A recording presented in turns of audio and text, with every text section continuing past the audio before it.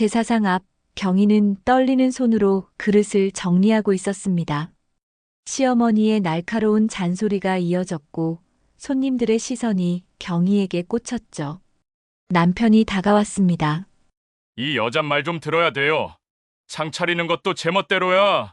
죄송해요. 어머님 순서를 잘못. 경희가 사과하려는 순간이었습니다. 됐어. 이런 여잔 버릇을 고쳐야 해. 남편의 손이 경희의 머리채를 거칠게 움켜쥐었습니다. 여보 지금 뭐 하는 거야? 경희의 목소리가 떨렸습니다. 다들 보는데 내 체면을 이렇게 구겨? 남편은 더 세게 잡아당겼습니다. 쨍그란 그릇이 바닥에 떨어져 산산조각 났습니다. 향로가 쓰러지고 제사상이 엉망이 되었죠. 그 순간 25년 동안 쌓아온 경희의 인내심도 함께 깨져버렸습니다. 오늘 사연이 뚝뚝 시작하기 전 무료 버튼인 구독과 좋아요 부탁드려요. 누르시면 웃음과 행복이 찾아올 거예요. 그럼 오늘 사연 뚝뚝 시작하겠습니다. 호호. 경희는 새벽 5시에 눈을 떴습니다. 알람 소리보다 먼저 몸이 반응했죠. 결혼한 지 25해, 이제는 시계가 필요 없었습니다. 제사 전날이면 언제나 이렇게 일찍 일어났으니까요. 부엌으로 향하는 경희의 발걸음은 무거웠습니다. 서울 외곽의 오래된 단독주택, 이 집에서 경희는 며느리로만 살았습니다. 아내로도 여자로도 아닌 그저 시댁의 며느리였죠. 냉장고 문을 열자 어제 장본 식재료들이 빼곡히 들어차 있었습니다. 명태, 북어, 도라지, 고사리, 갖은 나물들. 경희는 한숨을 내쉬며 앞치마를 둘렀습니다. 이번엔 잘해야 하는데. 경희는 혼잣말을 했습니다. 작년 제사 때 생각이 났죠. 생선 굽는 순서를 바꿨다고 시어머니한테 1시간 동안 잔소리를 들었던 일이요. 그때 남편은 옆에서 한마디도 거들지 않았습니다. 아니, 오히려 시어머니 편을 들었죠. 어머니 말씀이 맞아. 왜 멋대로 바꿔? 우리 집 방식이 따로 있는데. 그날 밤 경희는 혼자 부엌에 앉아 울었습니다. 누가 봐줄 사람도 없는 눈물이었죠. 27에 시집 와서 쉰둘이 된 지금까지 경희는 늘 이렇게 살았습니다. 참고 견디고 또 참았습니다. 도마 위에서 칼질이 시작됐습니다. 물을 썰고 팔을 다듬고 고사리를 손질했죠. 경희의 손놀림은 능숙했습니다. 25년 동안 매년 2~3번씩 제사를 지냈으니 이제는 눈 감고도 할 수 있었습니다. 하지만 능숙하다고 마음이 편한 건 아니었죠. 경희야, 일어났어? 남편 목소리가 들렸습니다. 경희는 황급히 대답했습니다. 네, 여보. 곧 아침 차려드릴게요. 아침은 됐어. 어머니 오시기 전에 집 정리부터 해. 남편은 그렇게 말하고는 욕실로 들어갔습니다. 경희는 칼을 내려놓고 거실로 향했습니다. 이미 어젯밤에 청소를 다 해놨지만 또다시 걸레질을 시작했죠. 시어머니 눈에는 언제나 먼지가 보였으니까요. 남편은 회사에서 부장으로 일했습니다. 사람들 앞에서는 예의 바른 신사였죠. 웃으면서 악수하고 공손하게 인사했습니다. 하지만 집에 돌아오면 달랐습니다. 경희에게는 한 번도 따뜻한 말을 건넨 적이 없었죠. 필요할 때만 말을 걸었고 그마저도 명령조였습니다. 이거 해. 저거 해. 왜 이것도 못해? 경희는 처음엔 반항해 보려 했습니다. 결혼 초기에는 목소리를 높인 적도 있었죠.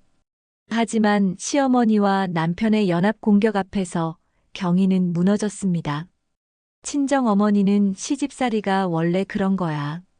내가 참아야 해라고 했고 경희는 그 말을 믿었습니다.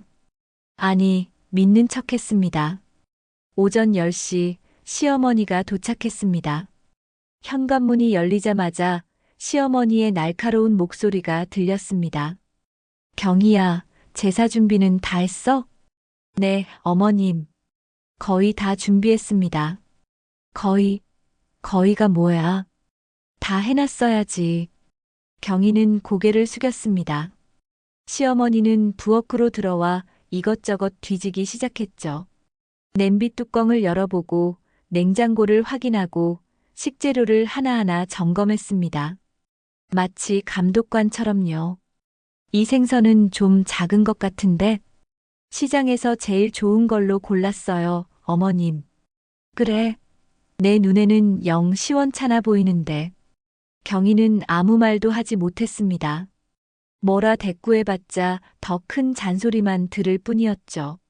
시어머니는 계속해서 이것저것 트집을 잡았습니다. 나물 색깔이 탐탁지 않다. 전 부치는 기름이 너무 많다. 과일 깎는 모양이 고르지 않다. 끝이 없었습니다. 어머님, 이번엔 새로 배운 방식으로 전을 부쳐볼까요? 요즘 텔레비전에서 봤는데. 경희가 조심스럽게 말을 꺼냈습니다. 하지만 시어머니의 얼굴이 굳어졌죠. 쓸데없는 소리 말고 예전처럼 해. 우리 집안 방식이 있는데 왜 자꾸 딴소리야? 죄송합니다, 어머님. 경희는 다시 고개를 숙였습니다. 가슴속에서 뭔가 쿡쿡 쑤셔왔지만 참았습니다. 참는 게 익숙했으니까요. 25년 동안 그렇게 살아왔으니까요. 남편은 거실에서 텔레비전을 보고 있었습니다. 부엌에서 벌어지는 일에는 관심도 없었죠. 아니, 관심이 없는 척하는 걸지도 몰랐습니다. 그게 더 편했으니까요. 저녁 무렵 제사상 준비가 거의 끝나갈 때쯤이었습니다. 경희는 땀을 뻘뻘 흘리며 마지막 점검을 하고 있었죠. 시어머니는 소파에 앉아 계속 지시만 했습니다. 경희야, 저 접시 위치 바꿔. 아니야, 그게 아니라 이쪽으로. 네, 어머님. 과일은 왜 이렇게 늦게 깎아? 진작 해놨어야지. 죄송해요, 어머님. 경희는 로봇처럼 움직였습니다. 생각하지 않으려 했죠. 생각하면 화가 나니까요. 화가 나면 눈물이 나니까요. 그냥 몸만 움직이면 됐습니다. 그래도 우리 가족이잖아요. 경희는 속으로 되뇌었습니다. 힘들 때마다 스스로에게 했던 말이었죠. 가족이니까 참아야 한다고, 며느리니까 견뎌야 한다고. 경희는 그렇게 자신을 다독였습니다. 하지만 그날 제사상의 향이 타들어가듯이 경희의 인내심도 서서히 타들어가고 있었습니다. 언제까지 이렇게 살 수 있을까요? 경희는 문득 그런 생각이 들었습니다. 밤이 깊어갔습니다. 내일이면 제사를 지내야 했죠. 경희는 부엌 한 구석에 앉아 잠시 쉬었습니다. 온몸이 쑤셨습니다. 하지만 마음이 더 아팠습니다. 아무도 고맙다는 말 한마디 하지 않았으니까요. 당연하다는 듯이 경희의 수고를 받아들였습니다. 경희는 창밖을 바라봤습니다. 어둠 속에서 희미하게 보이는 거리의 불빛들. 저 밖에는 다른 세상이 있을 텐데 경희는 이 집 안에 갇혀 있었습니다. 25해 동안요.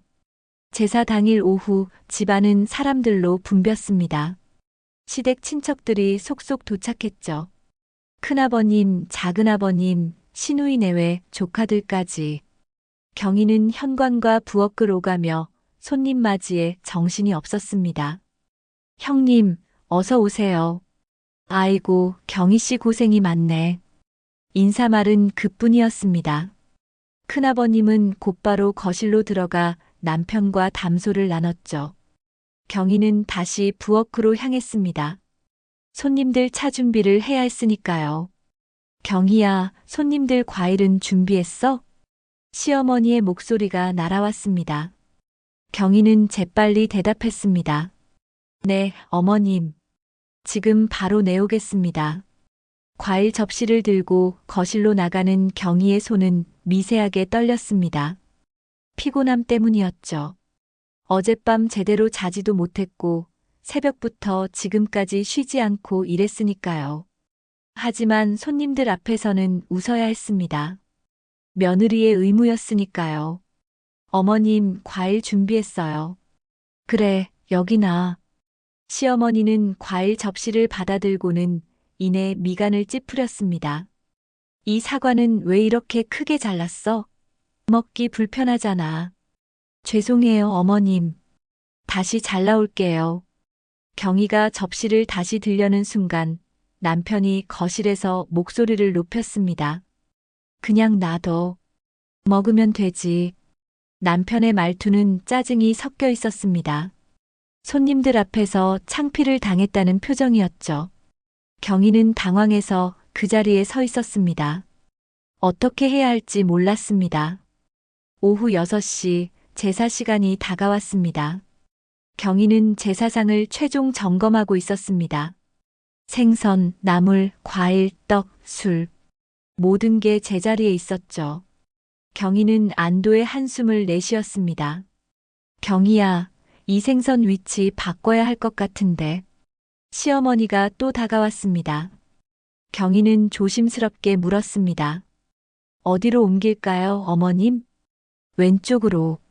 아니, 오른쪽. 아니야, 그냥 가운데로. 시어머니도 헷갈리는 모양이었습니다.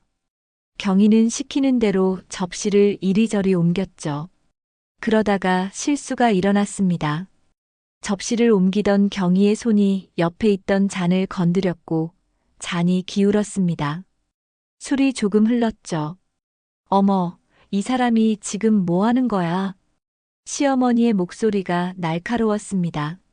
순간 거실에 있던 모든 사람들의 시선이 경희에게 쏠렸습니다. 경희는 급히 행주를 집어들었습니다. 죄송합니다, 어머님. 제가 금방 닦을게요. 제사 시작하기 직전인데 이게 무슨 꼴이야. 재수없게. 시어머니의 잔소리가 이어졌습니다. 경희는 허리를 굽힌 채 상을 닦았죠. 손님들은 수군거렸습니다. 경희의 귀에는 그 소리가 또렷이 들렸습니다.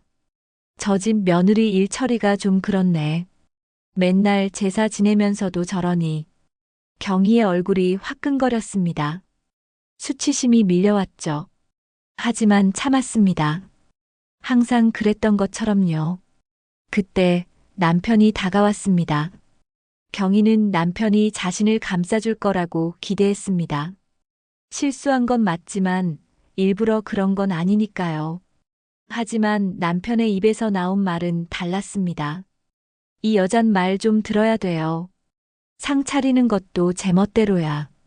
남편은 손님들을 향해 말했습니다. 마치 경희가 늘 이런 식이라는 투로요. 경희는 믿을 수 없다는 표정으로 남편을 쳐다봤습니다. 하지만 남편은 경희를 보지 않았습니다. 시어머니가 더욱 눈살을 찌푸렸습니다. 그러게 말이야. 내가 몇 번을 말해도 제 맘대로야. 경희는 입술을 깨물었습니다. 변명하고 싶었지만 입이 떨어지지 않았죠. 손님들 앞이었으니까요. 며느리가 어른들께 대들 수는 없었으니까요. 죄송해요, 어머님. 순서를 잘못. 경희가 다시 사과하려는 순간 남편이 끼어들었습니다. 됐어. 이런 여잔 버릇을 고쳐야 해. 남편의 목소리가 커졌습니다. 그리고 순간적으로 남편의 손이 움직였습니다. 경희의 머리채를 거칠게 움켜쥔 거죠. 경희는 비명을 지를 틈도 없었습니다.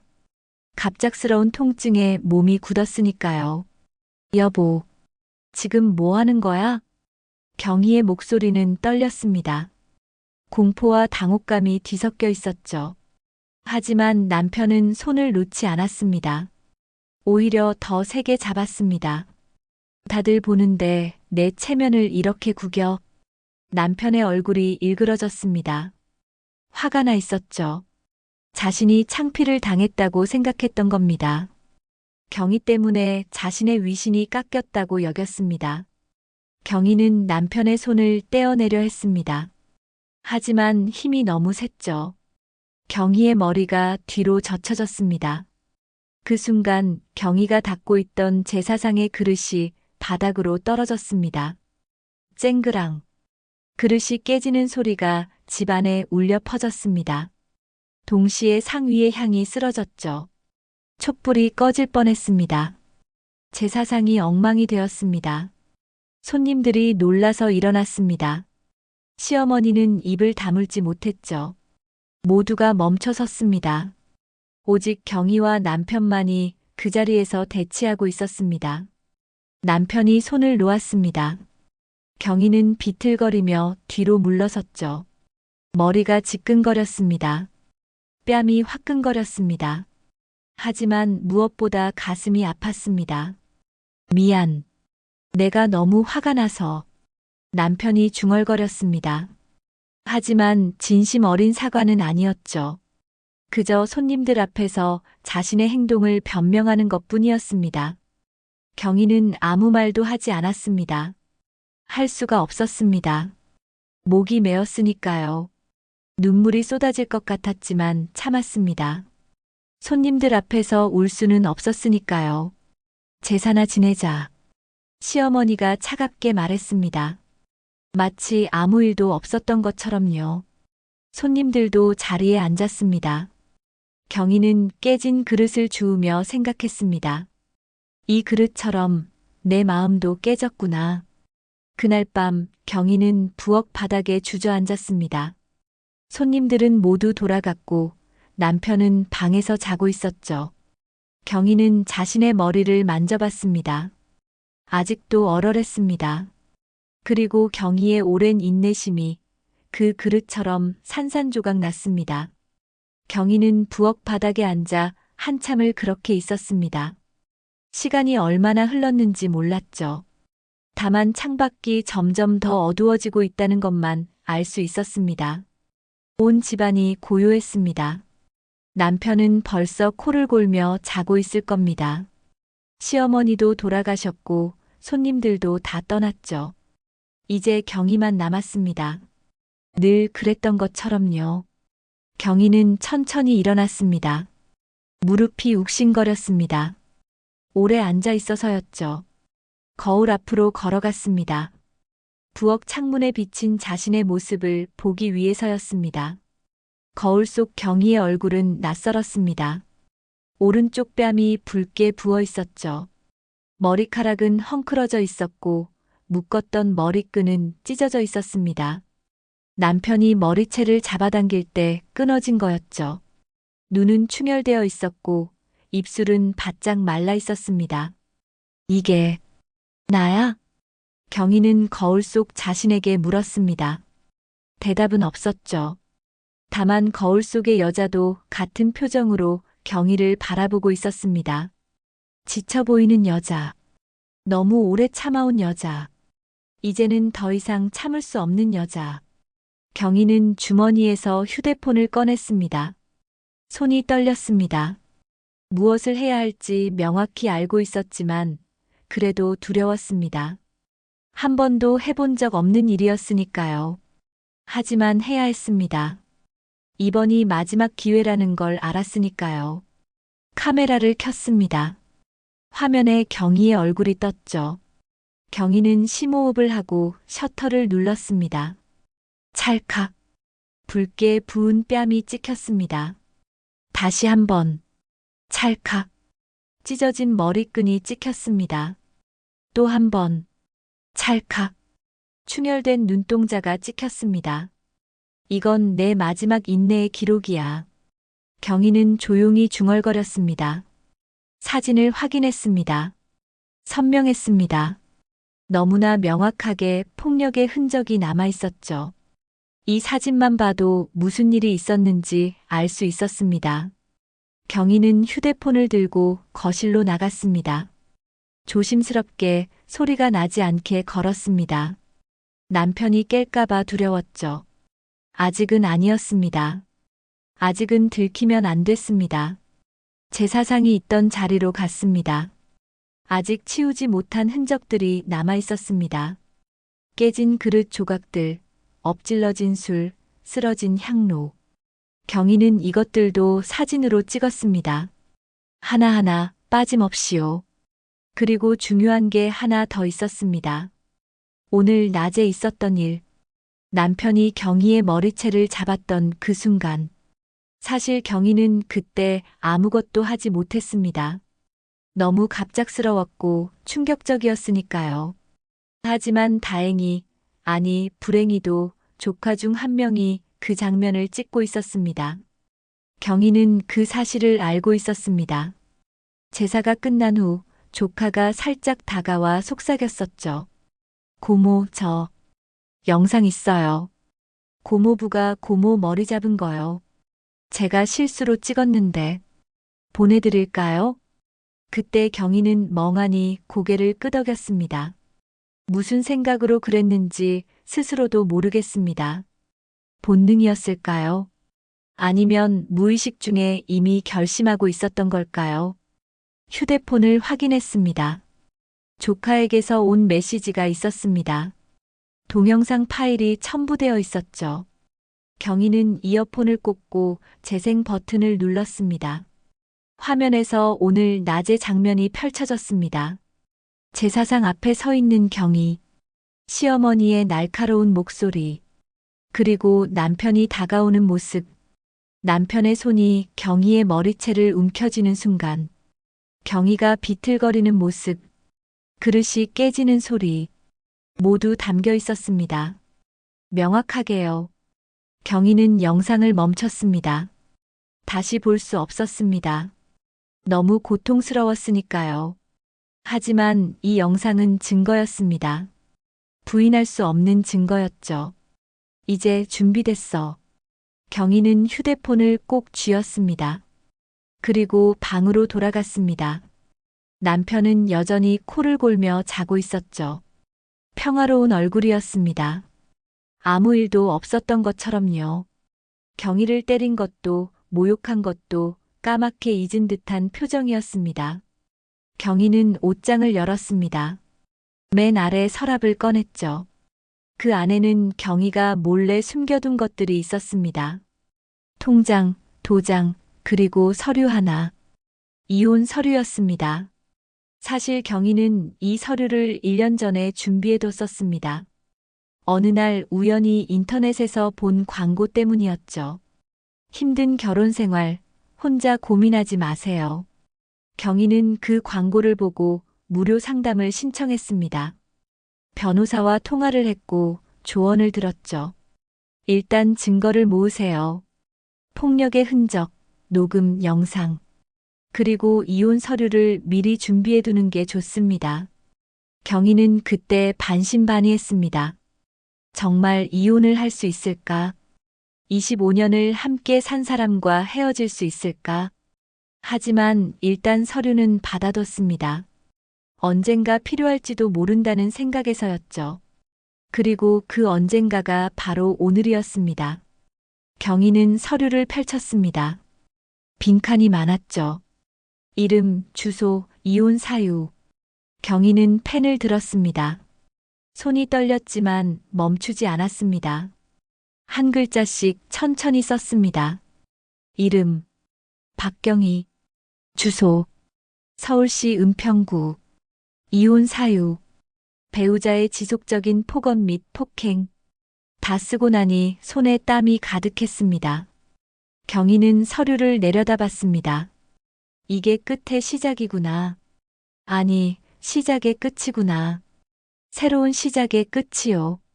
경희는 서류를 조심스럽게 접어 서랍 맨 위에 올려놨습니다. 내일 아침 남편이 깨면 이 서류를 내밀 겁니다. 아니, 그럴 용기가 있을까요? 경희는 잠시 망설였습니다. 아니야. 해야 해. 경희는 스스로를 다독였습니다. 더 이상은 안 됐습니다. 더 이상 참을 수 없었습니다. 오늘 남편이 보여준 모습, 그건 경희가 앞으로도 계속 겪어야 할 미래였습니다. 변하지 않을 겁니다. 절대로요. 경희는 침대에 누웠습니다. 남편과는 최대한 멀리 떨어져서요. 눈을 감았지만 잠이 오지 않았습니다. 머릿속이 복잡했습니다. 두려움, 불안, 그리고 묘한 기대감. 이 모든 감정이 뒤섞여 있었죠. 이제 나를 위해 산다. 경희는 속으로 되뇌었습니다. 수십 번, 수백 번요. 그 말이 주문처럼 느껴졌습니다. 경희를 지켜줄 주문, 경희를 변화시킬 주문. 밤은 깊어갔습니다. 하지만 경희에게는 새로운 날이 밝아오고 있었습니다. 25년 만에 처음으로 경희는 자신을 위한 선택을 했습니다. 그리고 그 선택은 돌이킬 수 없었습니다. 경희가 이혼 서류를 내민 건 그날로부터 일주일 후였습니다. 남편은 처음엔 비웃었죠. 이혼? 너 혼자 뭘 할 수 있다고? 하지만 경희는 물러서지 않았습니다. 변호사를 선임했고 소송을 준비했죠. 남편은 그제야 심각하다는 걸 깨달았습니다. 협의 이혼을 제안했지만 경희는 거절했습니다. 제대로 된 결말을 원했으니까요. 석 달이 흘렀습니다. 그리고 드디어 첫 재판 날이 왔습니다. 법정은 생각보다 작았습니다. 경희는 변호사 옆에 앉아 긴장한 채 기다렸죠. 손에 땀이 났습니다. 심장이 빠르게 뛰었습니다. 반대편에는 남편이 앉아 있었습니다. 양복을 차려입고 자신감 넘치는 표정이었죠. 피고인 측 입장 말씀하시죠. 판사의 목소리가 울렸습니다. 남편의 변호사가 일어났습니다. 판사님, 이 사건은 단순한 부부간의 다툼입니다. 원고 측이 지나치게 과민 반응을 보이고 있을 뿐입니다. 남편도 일어나 말했습니다. 판사님, 저는 25년 동안 성실하게 가정을 지켜온 가장입니다. 그날 제사 때 조금 언성이 높아진 건 사실이지만 그건 저 여자가 계속 실수를 해서 저 여자라는 표현에 경희는 주먹을 쥐었습니다. 25년을 함께 살았던 사람이 자신을 그렇게 부르다니. 경희의 변호사가 경희의 손을 가볍게 두드렸습니다. 진정하라는 신호였죠. 남편은 계속 말했습니다. 제 아내가 예민해서요. 제 사상을 엉망으로 만들어 놓고도 사과 한마디 제대로 안 했습니다. 제가 화가 난 건 당연하지 않습니까? 그래도 저는 손찌검 같은 건 하지 않았습니다. 거짓말이었습니다. 뻔뻔한 거짓말이었죠. 경희는 분노가 치밀어 올랐습니다. 하지만 참았습니다. 때를 기다렸습니다. 원고 측 반론하시죠. 판사가 말했습니다. 경희의 변호사가 일어났습니다. 그리고 가방에서 작은 저장 장치를 꺼냈습니다. 판사님, 피고인의 주장과 달리 명백한 증거가 있습니다. 변호사는 법정 직원에게 저장 장치를 건넸습니다. 직원이 컴퓨터에 연결하자 스크린에 영상이 떴습니다. 법정에 있는 모든 사람들의 시선이 스크린으로 향했죠. 영상이 재생되기 시작했습니다. 화면에는 제 사상이 보였습니다. 경희가 서 있었고 시어머니가 뭔가 말하고 있었죠. 그리고 남편이 다가왔습니다. 남편의 손이 경희의 머리채를 거칠게 움켜쥐는 장면. 경희가 비명을 지르는 소리, 그릇이 깨지는 소리, 모두 선명하게 담겨 있었습니다. 법정이 조용해졌습니다. 남편의 얼굴이 하얗게 질렸습니다. 남편의 변호사도 당황한 표정이었죠. 판사는 무표정하게 영상을 지켜봤습니다. 영상이 끝났습니다. 경희의 변호사가 말했습니다. 판사님, 보시다시피 피고인은 원고에게 명백한 폭력을 행사했습니다. 이는 단순한 부부 싸움이 아닙니다. 가정 폭력입니다. 남편이 벌떡 일어났습니다. 잠깐 저 건. 그때 제가 너무 화가 나서 실수였습니다. 실수라고요? 경희의 변호사가 냉정하게 물었습니다. 머리채를 잡는 게 실수입니까? 사람 머리를 잡아당기는 게 실수라는 말씀이신가요? 남편은 말문이 막혔습니다. 변명할 여지가 없었죠. 판사가 남편을 바라봤습니다. 피고인 앉으시죠. 남편은 힘없이 자리에 앉았습니다. 경희는 그런 남편을 바라봤습니다. 처음으로 남편이 무너지는 모습을 봤습니다. 묘한 감정이 들었죠. 슬픔과 안도감이 동시에 밀려왔습니다. 추가 증인이 있습니다. 경희의 변호사가 말했습니다.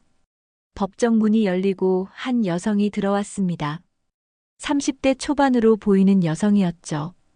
경희는 그 여성을 본 적이 없었습니다. 증인 신원을 밝혀주시죠. 판사가 말했습니다. 여성은 증인석에 앉아 또박또박 말했습니다. 저는 피고인과 같은 회사에 다니는 김수진이라고 합니다. 인사팀에서 근무하고 있습니다. 법정이 다시 술렁였습니다. 남편의 얼굴에 당혹감이 떠올랐죠. 여성은 계속 말했습니다. 저는 작년에 피고인에게 폭언과 폭행을 당했습니다. 회의 중에 제가 실수를 했는데 피고인이 제 어깨를 세게 밀쳤습니다.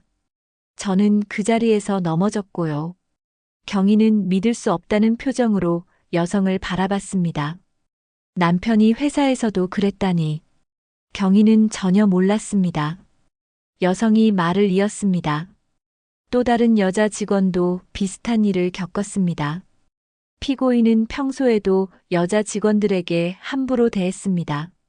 소리를 지르고 물건을 던지고 심지어 머리채를 잡은 적도 있습니다. 거짓말이야. 남편이 소리쳤습니다.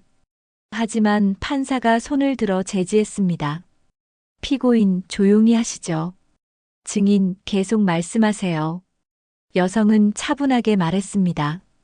저희는 회사에 여러 차례 신고했지만 피고인이 부장이라는 이유로 묵살됐습니다. 하지만 이번에 이 재판 소식을 듣고 용기를 내서 나왔습니다. 더 이상 피고인의 폭력을 방치할 수 없다고 생각했습니다. 경희의 눈빛이 흔들렸습니다. 남편이 경희에게만 그런 게 아니었구나. 남편은 원래 그런 사람이었구나. 경희는 깨달았습니다. 자신이 참았던 25년이 너무나 억울했습니다. 동시에 이제라도 진실이 밝혀져서 다행이라는 생각이 들었죠. 판사가 서류를 검토했습니다. 오랜 침묵 끝에 판사가 입을 열었습니다. 피고인의 행위는 명백한 폭행 및 모욕죄에 해당합니다. 또한 직장 내에서도 유사한 행위를 반복했다는 증언이 있습니다. 남편의 얼굴이 창백해졌습니다. 판사는 단호한 목소리로 선고했습니다. 피고인에게 폭행 및 모욕죄로 징역 6개월, 집행유예 2년을 선고합니다.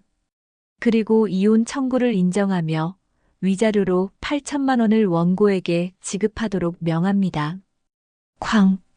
판사의 망치 소리가 울렸습니다. 재판은 끝났습니다. 경희는 그 자리에 멍하니 앉아 있었습니다. 현실감이 없었죠. 정말로 끝난 걸까요? 법정을 나서는 길에 경희의 변호사가 말했습니다. 참고로 피고인 회사에서 연락이 왔습니다. 오늘 선고 결과를 보고 징계위원회를 열기로 했답니다. 일주일 후 남편은 회사에서 해고됐습니다. 20년 넘게 다니던 회사에서요. 경희는 그 소식을 들었을 때 복잡한 감정이 들었습니다. 하지만 후회는 없었습니다. 이건 남편이 자초한 일이었으니까요. 재판이 끝나고 한 달이 지났습니다. 경희는 법원에서 받은 이혼 확정 판결문을 들고 새로운 집으로 이사했습니다. 서울 변두리의 작은 원룸이었죠. 좁았지만 경희에게는 궁전 같았습니다. 25년 만에 처음으로 온전히 자신만의 공간을 가진 거였으니까요. 짐을 풀며 경희는 문득 웃음이 났습니다. 가진 게 별로 없다는 사실이 오히려 후련했죠. 옷 몇 벌, 이불 한 채, 그릇 몇 개. 그게 전부였습니다. 하지만 경희는 행복했습니다. 이 모든 게 경희의 것이었으니까요. 통장을 확인했습니다. 위자료 8천만 원이 입금되어 있었죠. 그리고 경희가 25년 동안 몰래 모아둔 저축금 2천만 원. 총 1억 원이었습니다. 적지 않은 돈이었지만 앞으로 혼자 살아가기엔 부족했습니다. 경희는 올해 53이었으니까요. 이 돈으로 뭘 할 수 있을까? 경희는 통장을 내려다보며 생각했습니다. 그냥 조금씩 쓰면서 살 수도 있었죠. 하지만 그건 답이 아니었습니다. 돈은 언젠가 바닥날 테니까요. 경희에게 필요한 건 돈을 버는 방법이었습니다. 그러던 어느 날 휴대폰에 알림이 떴습니다. 인터넷 광고였죠. 50대도 할 수 있는 소액 투자 강좌. 경희는 처음엔 무시하려 했습니다. 투자라는 단어가 낯설었으니까요. 하지만 호기심이 생겼습니다. 한번 들어나 볼까? 경희는 광고를 클릭했습니다. 무료 체험 강의가 있었죠. 경희는 침대에 누워 영상을 재생했습니다. 강사는 50대 여성이었습니다. 경희와 비슷한 나이였죠. 여러분, 저도 이혼 후에 이 공부를 시작했습니다. 처음엔 무서웠죠. 하지만 지금은 제 힘으로 살아가고 있습니다. 강사의 말에 경희는 귀가 솔깃했습니다. 영상을 끝까지 봤죠. 그리고 결심했습니다. 해보자고. 한번 해보자고. 경희는 정식 강좌를 신청했습니다. 60만 원이었습니다. 적지 않은 돈이었지만 투자라고 생각했습니다. 나 자신에게 하는 투자라고요. 강좌는 생각보다 어려웠습니다. 경제 용어들이 낯설었고 숫자들이 복잡했죠. 경희는 노트에 하나하나 적어가며 공부했습니다. 밤늦게까지 영상을 돌려보고 또 보고 또 봤습니다. 이 나이에 내가 할 수 있을까? 경희는 가끔 의심했습니다. 53세 나이에 새로운 걸 배운다는 게 쉽지 않았으니까요. 하지만 포기하지 않았습니다. 포기하면 다시 예전으로 돌아가는 것 같았으니까요. 한 달 후 경희는 첫 투자를 했습니다. 200만 원을 주식에 넣었죠. 손이 떨렸습니다. 잘못되면 어쩌나 하는 두려움이 컸습니다. 하지만 강좌에서 배운 대로 차근차근 따라했습니다. 매일 아침 일어나면 제일 먼저 주식 시세를 확인했습니다. 오르면 기뻤고 내리면 불안했죠. 하지만 참았습니다. 강사가 말했으니까요. 조급해하지 말라고. 길게 보라고. 이 주일이 지났을 때 놀라운 일이 일어났습니다. 200만 원이 230만 원이 되어 있었던 겁니다. 30만 원의 수익이었죠. 경희는 화면을 몇 번이나 다시 확인했습니다. 믿을 수 없었으니까요. 진짜야. 진짜 됐어. 경희는 눈물을 흘렸습니다. 기쁨의 눈물이었죠. 30만 원이 큰 돈은 아니었습니다. 하지만 경희에게는 특별했습니다. 처음으로 자신이 스스로 번 돈이었으니까요. 남편에게 의지하지 않고 누구의 도움도 받지 않고 오직 경희 혼자 힘으로 번 돈이었습니다. 처음으로 내가 나를 위해 번 돈이야. 경희는 통장을 보며 중얼거렸습니다. 이상하게 자신감이 생겼습니다. 할 수 있다는 느낌이 들었죠. 경희는 계속 공부했습니다. 더 많이 배우고 싶었으니까요. 그러던 어느 날 초인종이 울렸습니다. 경희는 문을 열었죠. 시어머니가 서 있었습니다. 경희는 놀랐습니다. 어떻게 여기를 알았을까요? 어머님. 경희야, 들어가도 되겠니? 시어머니의 목소리는 차가웠습니다. 경희는 어쩔 수 없이 문을 열어줬죠. 시어머니는 방 안을 둘러봤습니다. 좁은 원룸을 보며 코웃음을 쳤습니다. 이런 데서 살고 있었구나. 경희는 아무 말도 하지 않았습니다. 시어머니가 계속 말했습니다. 경희야, 내가 우리 아들 인생 망쳤다. 경희는 고개를 들었습니다. 시어머니는 분노에 찬 얼굴로 경희를 노려봤죠. 회사에서 잘렸어. 20년 넘게 다니던 회사에서 말이야. 다 내가 재판을 해서 그렇게 된 거야. 어머님, 그건 내가 참았어야지. 부부싸움이 칼로 물베기라고 그냥 넘어갈 일을 왜 크게 만들었어. 시어머니의 목소리가 커졌습니다. 경희는 주먹을 쥐었습니다. 화가 났지만 참았죠. 하지만 더 이상 참을 수 없었습니다. 아니요, 어머님. 경희의 목소리는 단호했습니다. 제가 남편 인생 망친 게 아닙니다. 남편이 스스로 망친 겁니다. 시어머니의 눈이 커졌습니다. 경희가 대들다니. 25년 동안 한 번도 대든 적 없던 경희가 말이죠. 경희는 계속 말했습니다. 남편은 저한테만 그랬던 게 아니에요. 회사 여직원들한테도 똑같이 했어요. 그게 법정에서 다 밝혀졌잖아요. 그래도 넌 아내잖아. 아내가 남편을 감싸줘야지. 저도 사람입니다, 어머님. 경희의 눈에서 눈물이 흘렀습니다. 하지만 목소리는 떨리지 않았죠. 25년 동안 저는 며느리로만 살았어요. 아내로도 여자로도 아니었어요. 그저 시키는 대로만 하는 기계였죠. 하지만 이제는 아닙니다. 저는 제 인생을 되찾았어요. 시어머니는 말문이 막혔습니다. 경희가 이렇게 당당할 줄 몰랐죠. 경희는 문을 열었습니다. 돌아가세요, 어머님. 저한테 더 이상 할 말이 없으시면요. 시어머니는 경희를 노려봤습니다. 하지만 경희는 눈을 피하지 않았죠. 결국 시어머니가 먼저 돌아섰습니다. 후회할 거야, 경희야. 후회하지 않습니다. 문이 닫혔습니다. 경희는 그 자리에 주저앉았습니다. 온몸이 떨렸죠. 하지만 후회는 없었습니다. 오히려 속이 시원했습니다. 경희는 다시 일어났습니다. 그리고 책상 앞에 앉았죠. 투자 강좌 영상을 재생했습니다. 공부를 계속해야 했으니까요. 앞으로 나아가야 했으니까요. 1년이 흘렀습니다.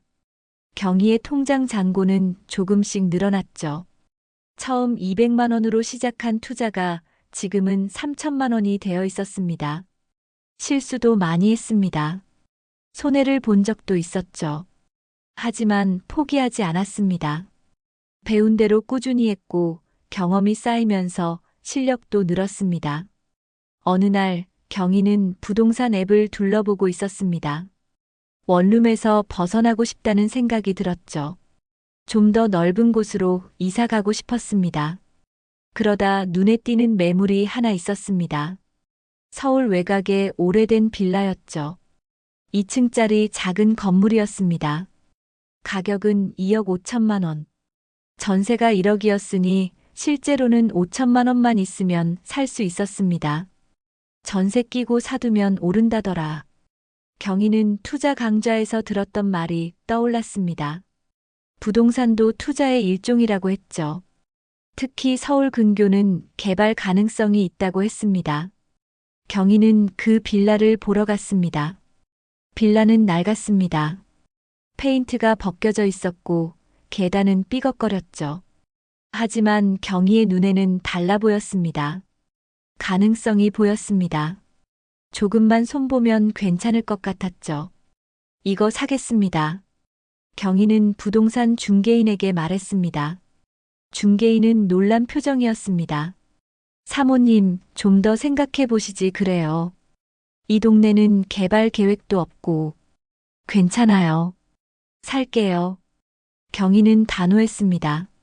며칠 후 계약서에 도장을 찍었죠. 손이 떨렸습니다. 일생일대의 결정이었으니까요. 하지만 후회하지 않았습니다.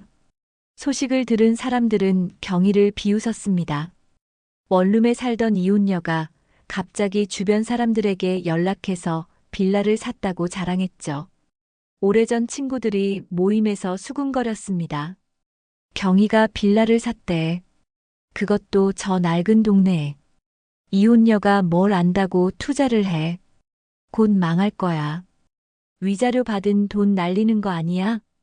경희의 귀에도 그 소문이 들렸습니다. 하지만 신경 쓰지 않았습니다. 남들이 뭐라 하든 경희는 자신의 길을 가고 있었으니까요. 빌라를 산 후 경희는 1층에 세입자를 구했습니다. 월세 받는 돈으로 생활비를 벌 수 있었죠.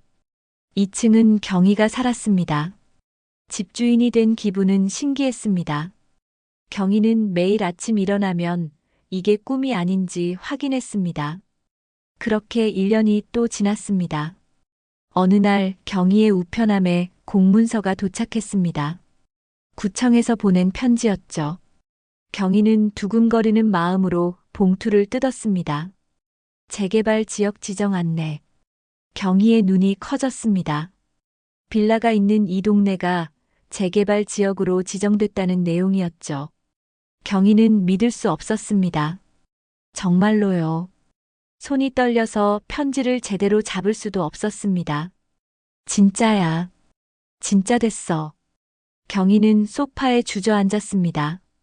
가슴이 두근거렸죠. 재개발이 되면 보상금을 받을 수 있었습니다.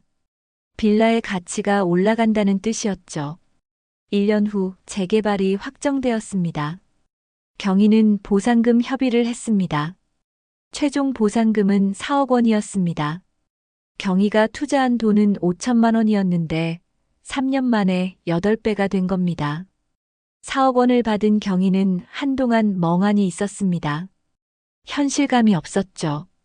56의 나이에 이혼녀가 4억을 손에 쥐게 됐다니. 누가 믿겠습니까? 경희를 비웃던 사람들은 입을 다물었습니다. 오히려 부러워하기 시작했죠. 어떻게 알았냐고, 비결이 뭐냐고 물었습니다. 하지만 경희는 웃으며 대답했습니다.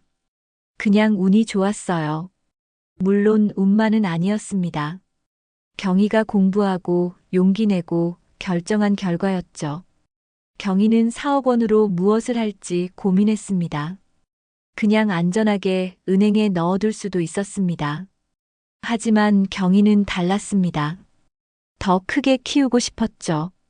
부동산을 또 알아봤습니다. 이번에는 상가 건물을 찾았습니다. 서울 변두리의 작은 건물이었죠. 3층짜리 건물로 1층은 비어 있었고 2층과 3층은 사무실로 임대돼 있었습니다. 가격은 5억 원. 경희는 1억을 대출받아 건물을 샀습니다. 건물주가 됐네. 경희는 건물 앞에 서서 혼잣말을 했습니다. 25년 전 시집 갈 때만 해도 상상도 못했던 일이었죠. 며느리로만 살 줄 알았는데 이제는 건물주가 되었습니다. 1층을 어떻게 활용할까 고민하다가 경희는 결심했습니다. 반찬 가게를 하기로요.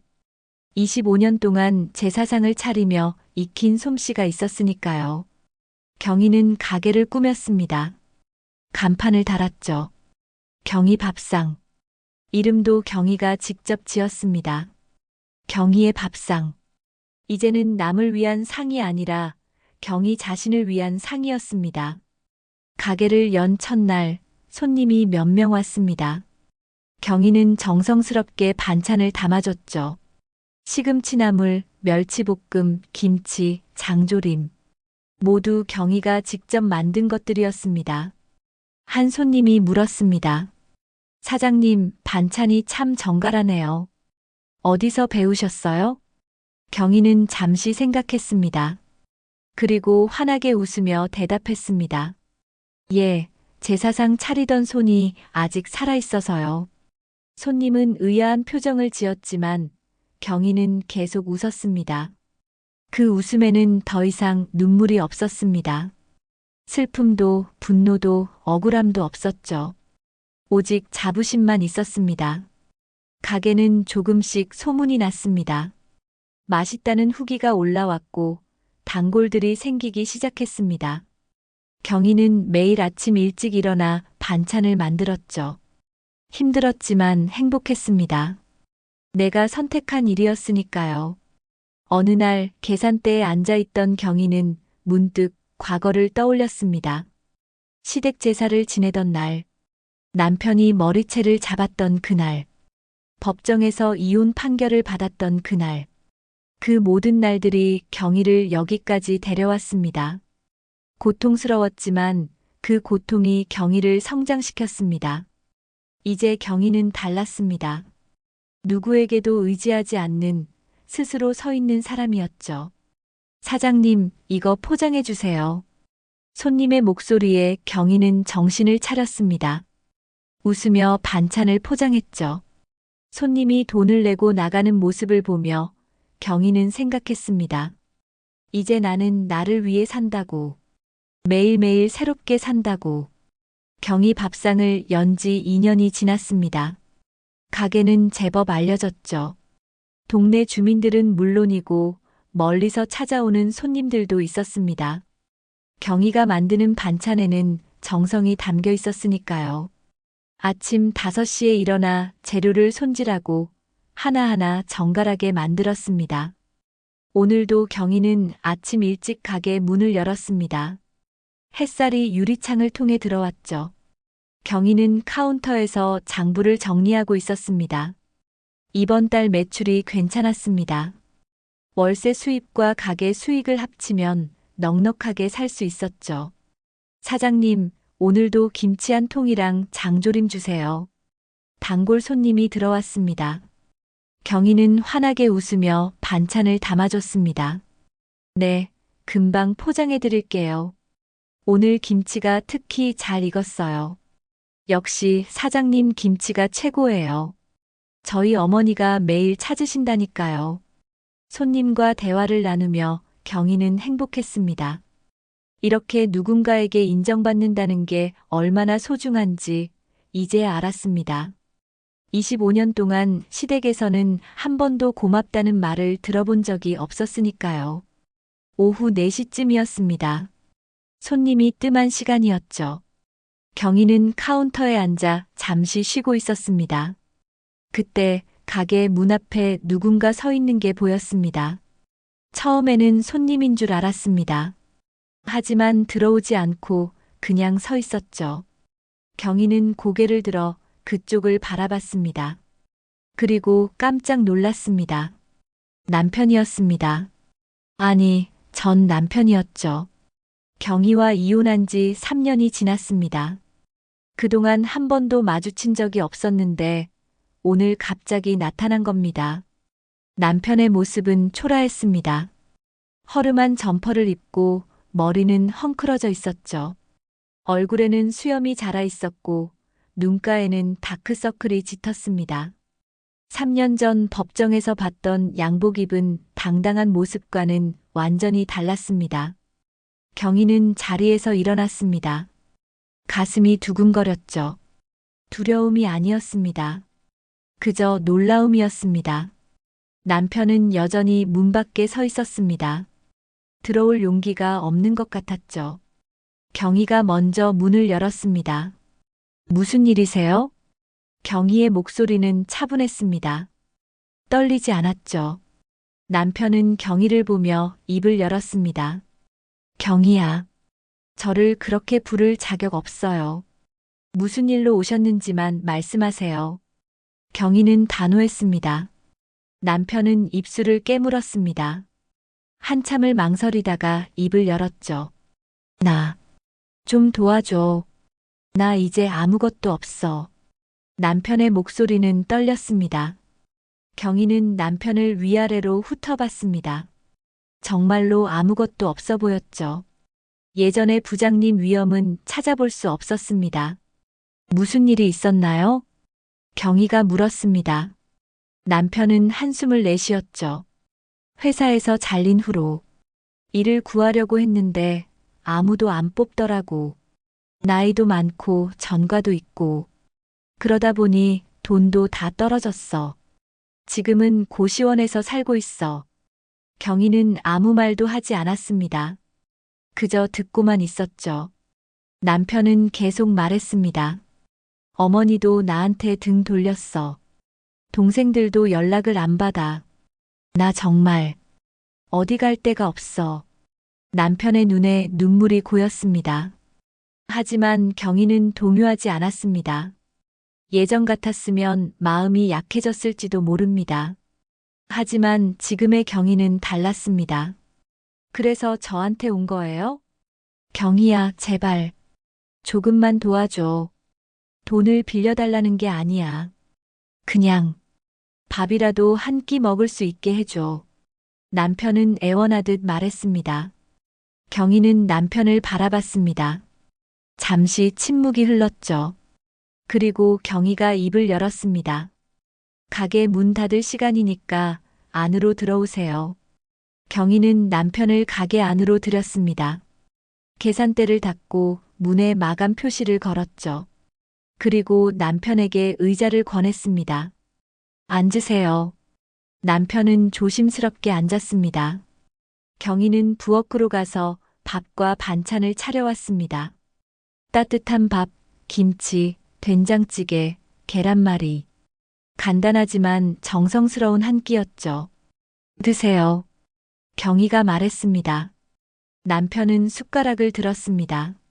손이 떨렸죠. 얼마나 굶었는지 허겁지겁 먹기 시작했습니다. 경희는 그 모습을 조용히 바라봤습니다. 밥을 다 먹고 나서야 남편이 고개를 들었습니다. 눈물을 닦으며 말했죠. 고마워, 경희야. 정말 고마워. 경희는 팔짱을 끼고 남편을 바라봤습니다. 그리고 천천히 입을 열었습니다. 당신이 내 머리채를 잡았던 그날 기억나요? 남편의 얼굴이 굳었습니다. 경희는 계속 말했습니다. 제사상 앞에서요. 손님들이 다 보는 앞에서 당신은 제 머리를 잡아당겼죠. 그때 저는 정말 죽고 싶었어요. 경희야, 미안해. 나도 그때 너무 화가 나서. 화가 났다고요? 경희의 목소리가 조금 높아졌습니다. 화가 나면 사람 머리채를 잡아도 된다고 생각하세요? 그게 당신의 변명이에요? 남편은 고개를 숙였습니다. 경희는 숨을 깊이 들이마셨죠. 그때 잡았던 건 제 머리카락이 아니라 내 인생이었어요. 25년 동안 당신과 시댁 식구들한테 눌려 살았던 제 인생을 당신은 한순간에 짓밟았어요. 경희의 눈에서 눈물이 흘렀습니다. 하지만 목소리는 떨리지 않았죠. 그래서 저는 결심했어요. 이제 그 손을 놓아주겠다고. 당신 인생도 당신 어머니도 모두 놓아주겠다고. 남편은 아무 말도 하지 못했습니다. 경희는 자리에서 일어났습니다. 이제 가세요. 밥은 드셨으니까. 경희야, 제발. 나 정말 갈 데가 없어. 남편이 무릎을 꿇었습니다. 경희의 바지를 붙잡으며 애원했죠. 하지만 경희는 뒤로 물러섰습니다. 일어나세요. 경희야. 일어나라고요. 경희의 목소리가 커졌습니다. 남편은 놀라서 일어났죠. 경희는 남편을 똑바로 바라봤습니다. 당신이 저한테 한 일들을 생각해 보세요. 저를 무시하고 때리고 모욕했잖아요. 그런 당신한테 제가 왜 손을 내밀어야 해요? 남편은 말문이 막혔습니다. 경희는 가게 문을 열었습니다. 이제 나의 상은 제사상이 아니라 밥상이에요. 내가 나를 위해 차리는 삶이니까. 남편은 경희를 바라봤습니다. 뭔가 말하려고 했지만 결국 아무 말도 하지 못했습니다. 그저 고개를 떨구고 가게 밖으로 나갔죠. 경희는 문을 닫았습니다. 그리고 그 자리에 서서 한참을 그렇게 있었습니다. 가슴이 답답했지만 후회는 없었습니다. 이제 정말로 끝이었습니다. 남편이 다녀간 후 경희는 더욱 열심히 살았습니다. 가게에 더 집중했고 새로운 반찬 메뉴도 개발했죠. 경희는 과거에 머물지 않았습니다. 앞으로 나아갔습니다. 그게 경희가 선택한 삶의 방식이었으니까요. 2년이 또 흘렀습니다.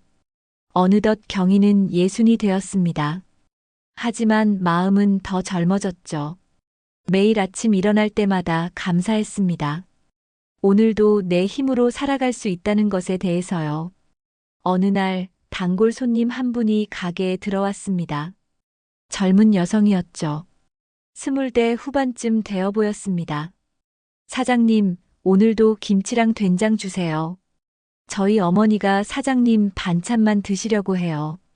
그래요? 어머니께 안부 전해주세요. 경희가 웃으며 대답했습니다. 여성은 반찬을 받아들고 스마트폰을 꺼냈습니다. 사장님, 사진 한 장 찍어도 될까요?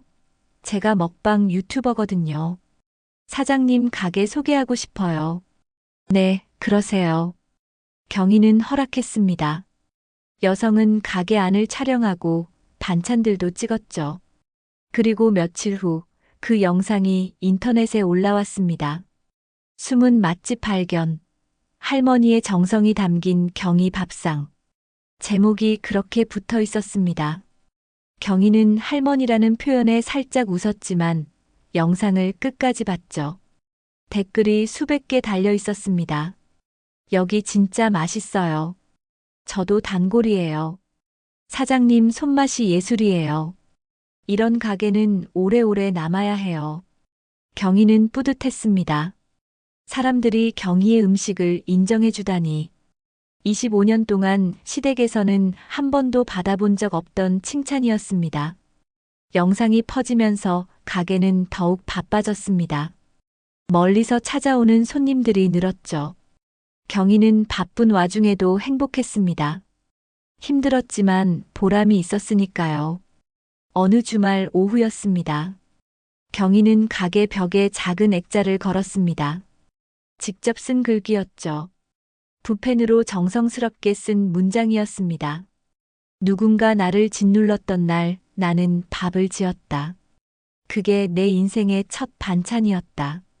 손님들이 그 글귀를 보고 물었습니다. 사장님, 이게 무슨 뜻이에요? 경희는 부드럽게 웃으며 대답했습니다. 그냥 제 이야기예요. 더 이상 설명하지 않았습니다. 설명할 필요가 없었으니까요. 그저 경희만 알면 되는 이야기였습니다. 저녁 무렵 마지막 손님을 보내고 경희는 카운터에 앉았습니다. 창밖으로 해가 지고 있었죠. 노을이 아름다웠습니다. 경희는 그 햇살을 바라보며 과거를 떠올렸습니다. 제사상 앞에 섰던 그날, 향 연기가 피어오르던 순간, 남편이 경희의 머리채를 잡았던 그 장면, 그릇이 바닥에 떨어져 산산이 부서지던 소리, 모든 게 선명하게 떠올랐습니다. 하지만 이제는 아프지 않았습니다. 그저 먼 옛날의 이야기처럼 느껴졌죠. 마치 다른 사람의 이야기를 듣는 것 같았습니다. 정말 많이 변했구나. 경희는 스스로에게 말했습니다. 그날의 경희와 지금의 경희는 완전히 다른 사람이었습니다. 그때는 무력했지만 지금은 강했습니다. 그때는 의존적이었지만 지금은 독립적이었습니다. 휴대폰이 울렸습니다. 조카에게서 온 문자였죠. 그때 그 영상을 찍어줬던 조카였습니다. 고모, 잘 지내시죠? 언제 가게에 놀러 갈게요. 고모가 자랑스러워요. 경희는 미소를 지었습니다. 답장을 보냈습니다. 그래, 언제든 오렴. 맛있는 거 해줄게. 조카와의 대화는 경희에게 위안이 되었습니다. 가족이 모두 등을 돌린 건 아니었으니까요. 여전히 경희를 응원하는 사람들이 있었습니다. 경희는 가게 안을 둘러봤습니다. 깨끗하게 정돈된 카운터, 냉장고 안의 반찬들, 벽에 걸린 글귀. 이 모든 게 경희의 것이었습니다. 경희가 직접 만들어낸 세상이었죠. 이제 나는 나를 제사 지내지 않는다. 경희는 조용히 중얼거렸습니다. 그 말의 의미가 이제는 명확했습니다. 제사는 죽은 사람을 위한 의식입니다. 경희는 25년 동안 죽은 사람처럼 살았습니다. 자신의 의지도 감정도 꿈도 없이 그저 남들이 시키는 대로만 살았죠. 하지만 이제는 아니었습니다. 경희는 살아 있었습니다. 매일 숨쉬고 웃고 일하고 사람들을 만났습니다. 진짜로 살아 있었습니다. 나는 매일 새롭게 산다. 경희는 그 문장을 완성했습니다. 매일이 새로웠습니다. 어제의 경희와 오늘의 경희는 조금씩 달랐습니다. 더 강해지고 더 지혜로워지고 더 행복해졌습니다. 경희는 자리에서 일어났습니다. 가게 문을 닫을 시간이었죠. 불을 끄고 정리를 했습니다. 마지막으로 거울을 봤습니다. 거울 속의 경희는 웃고 있었습니다. 주름이 늘었고 머리에 흰 머리카락이 섞여 있었지만 눈빛만은 밝았습니다. 살아있는 사람의 눈빛이었죠. 고생했어, 경희야. 경희는 거울 속 자신에게 말했습니다. 그리고 가게 밖으로 나왔습니다. 저녁 바람이 시원하게 불었죠. 경희는 그 바람을 맞으며 걸었습니다. 머리채를 잡혔던 그 기억도 이제는 바람결처럼 흘러갔습니다. 더 이상 경희를 묶어두지 못했습니다. 경희는 자유로웠습니다. 집으로 돌아가는 길에 경희는 하늘을 올려다봤습니다. 별들이 반짝이고 있었죠. 경희도 그 별처럼 빛나고 있었습니다. 어둠 속에서도 스스로 빛을 내는 사람이었습니다. 내일은 또 어떤 하루가 펼쳐질까? 경희는 기대했습니다. 두려움이 아닌 기대였죠. 내일도 모레도 그 다음 날도 경희는 자신의 삶을 살아갈 겁니다. 누구를 위한 삶이 아닌 경희 자신을 위한 삶을요. 집에 도착해서 경희는 창문을 열었습니다. 밤 공기가 들어왔죠. 경희는 침대에 누워 눈을 감았습니다. 평온했습니다. 마음이 편안했습니다. 꿈속에서 경희는 넓은 들판을 걷고 있었습니다. 끝없이 펼쳐진 들판. 어디로든 갈 수 있었습니다. 경희는 웃으며 걸었습니다. 가벼운 발걸음으로요. 그리고 아침이 밝았습니다. 새로운 하루가 시작됐습니다. 경희는 눈을 떴습니다. 창밖에서 새들이 지저귀고 있었죠. 경희는 미소를 지으며 일어났습니다. 오늘도 경희는 살아갑니다. 당당하게, 행복하게, 자유롭게. 그것이 경희가 선택한 삶이었습니다.